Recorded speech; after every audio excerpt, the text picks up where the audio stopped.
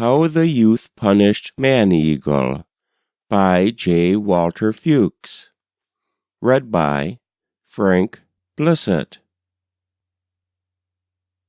The ravages of man-eagle extended over the whole earth, afflicting all people.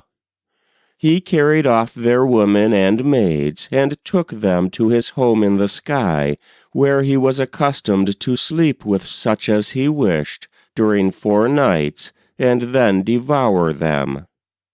The youth, while on his way to the San Francisco mountains, met at the foothills the Pinyon Maids, dressed in mantles of pinyon bark and grass.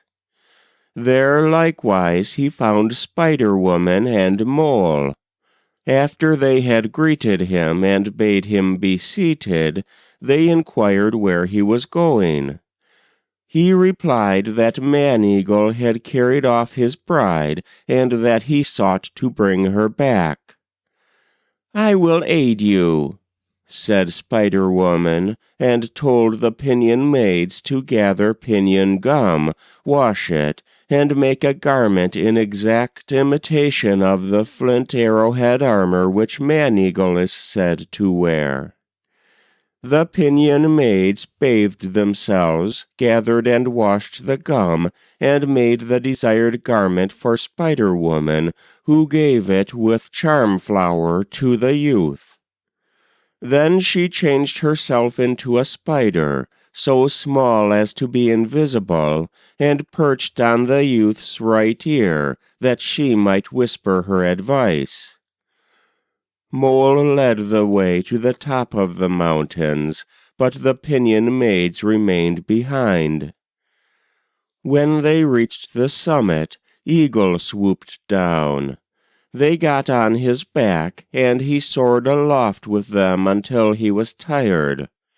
Hawk came close by. They were transferred to his back, and he carried them still higher in the sky. When he was weary, Greyhawk took them and mounted the heavens with them until he could go no farther, and Redhawk received the burden. Thus for an immense distance upward they flew, until the adventurers reached a passageway through which the youth, Spider-Woman, and Mole passed, and saw the white house in which Man-Eagle lived. Spider-Woman advised the youth, before mounting the ladder which led into this house, to pluck a handful of sumac berries and give them to Lizard, who received them with thanks, chewed them, and gave him back the cud.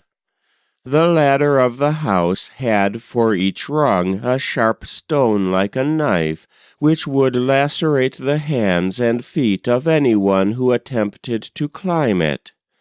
The youth rubbed these sharp edges with the chewed berries, and instantly they became dull, and he was able to climb the ladder without cutting himself. Upon entering the house of Man-Eagle, one of the first objects which met his eye was the fabulous flint arrowhead garment hanging on a peg in a recess, and he at once exchanged it for his own, the imitation which the Pinyon Maids had manufactured.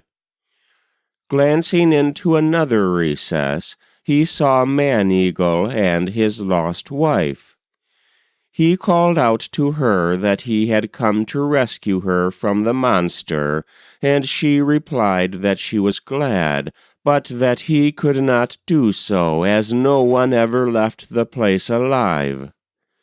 Youth replied, "Have no fear, you will soon be mine again."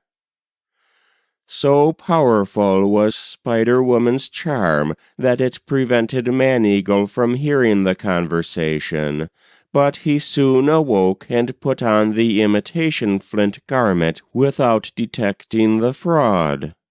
He then, for the first time, became aware of the youth's presence, and demanded what he wished. "I have come to take my wife home," responded the hero.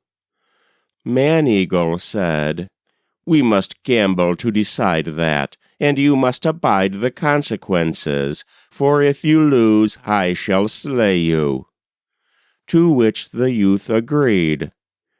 Man-Eagle brought out a huge pipe, larger than a man's head, and having filled it with tobacco, gave it to the hero, saying, "You must smoke this entirely out, and if you become dizzy or nauseated, you lose." So the youth lit the pipe and smoked, but exhaled nothing. He kept the pipe aglow and swallowed all the smoke, and felt no ill effect, for he passed it through his body into an underground passageway that Mole had dug. Man-Eagle was amazed, and asked what had become of the smoke.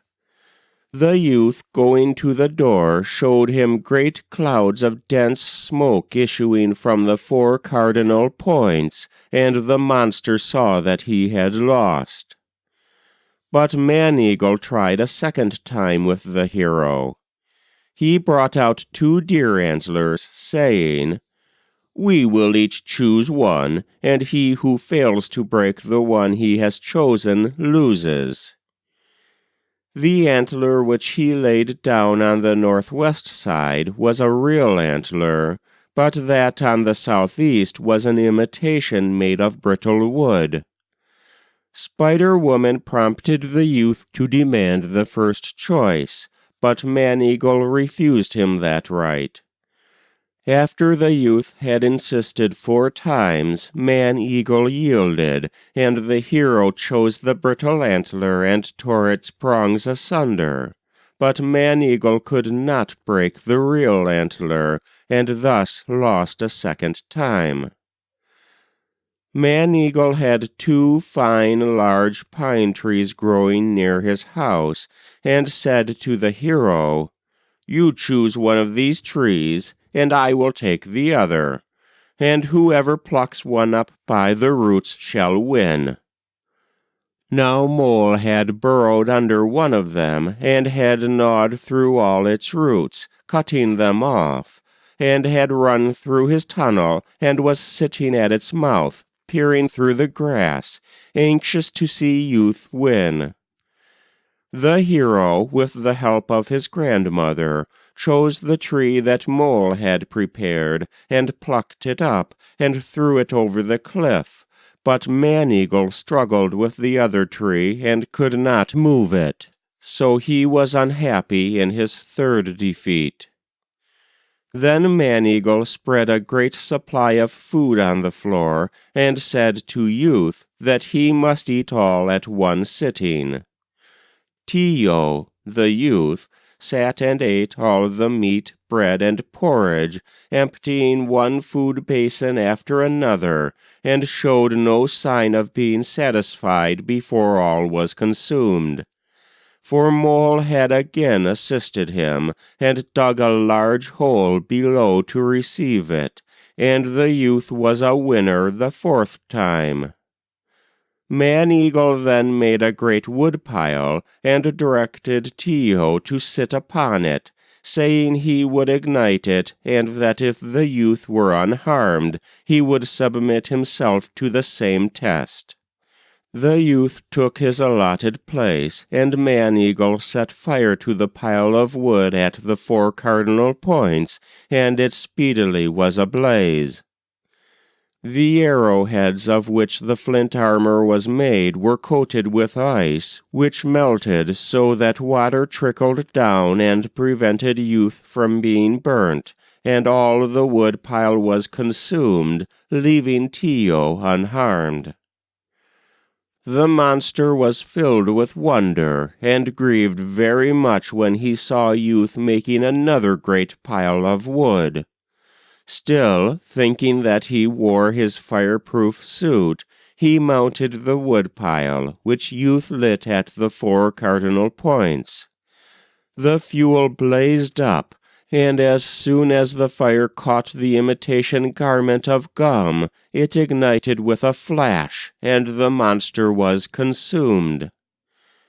At the prompting of Spider-Woman, Tiyo approached the ashes, took the charm in his mouth, and spurted it over them, when suddenly a handsome man arose.